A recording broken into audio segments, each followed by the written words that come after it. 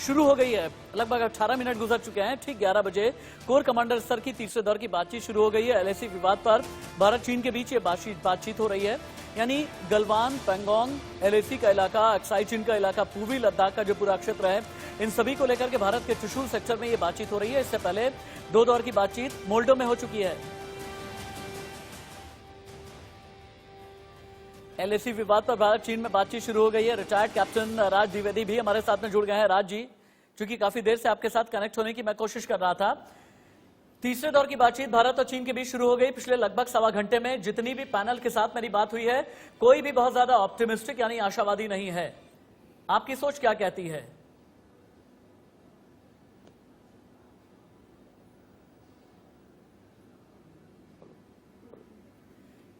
Captain राज द्विवेदी, क्या आप सुन पा रहे हैं मुझे? चलिए ठीक है, हम मेरे ख्याल से हमें एक और बड़ी खबर लेनी चाहिए। गलवान में चूंकि T-90 डिप्लॉय हो गया है, ये अभी की बड़ी खबर है प्रेशर के लिहाज से। पहले 59 चाइनीज ऐप बैन किए गए और चीन के खिलाफ भारत ने बहुत बड़ी तैयारी की है। जब तीसरे दौर की दोनों देशों के बीच बातचीत हो रही है, उससे चंद घंटे पहले गलवान में भारत ने की है T-90 टैंक की तैनाती। T-90 टैंक कितना बड़ा तूफान है, एक रिपोर्ट देखिए आप।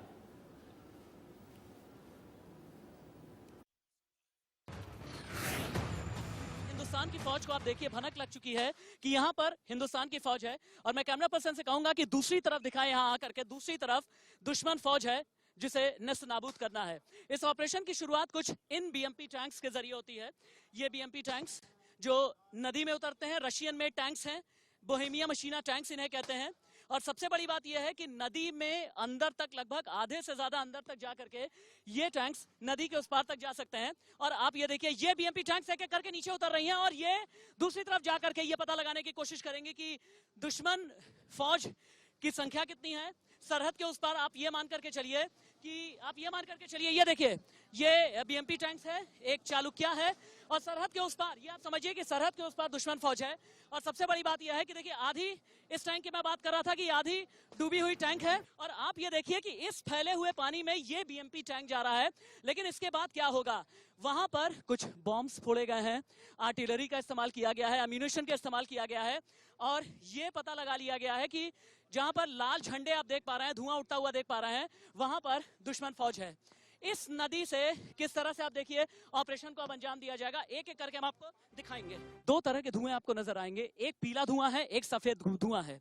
दरअसल ये जो सफेद धुआं बीएमपी टैंक के जरिए ये छोड़ा जा रहा है, ये धुआं दुश्मन को कंफ्यूज करने के लिए छोड़ा जा रहा है। और जहां पर आप पीला धुआं देख पा रहे हैं, ये बंकर को, दुश्मन के बंकर को नेस्तनाबूद किया जा रहा है।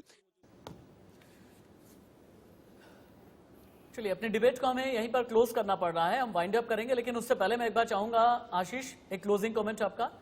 अभी बिल्कुल, और अभी मैं कहूंगा कि शुरुआत हुई है, काफ़ी डोमेन्स में हो रहा है, चाहे वो फॉरेन अफेयर्स हो, डिप्लोमेटिक हो, इकोनॉमिक हो, सोशल मीडिया हो, और मिलिट्री तो अभी शुरुआत हुई है। ये लॉन्ग हॉल होगा, 1-2 दिन, 1-2 हफ्ते की बात नहीं है, लंबी लड़ाई। चलिए, तो भारत के चुशूल में भारत और चीन के बीच तीसरे दौर की बातचीत हो रही है। क्या रहेगा अपडेट, दिन भर हम आपको दिखाते रहेंगे। सिर्फ चुशूल ही नहीं, चुशूल से लेकर के एलएसी तक, पूर्वी लद्दाख में अक्साई चीन इलाके से क्या क्या खबरें आ रही हैं, गलवान, पैंगोंग, हर जगह का एक एक अपडेट सिर्फ और सिर्फ दिन भर इंडिया न्यूज पर। एक ब्रेक।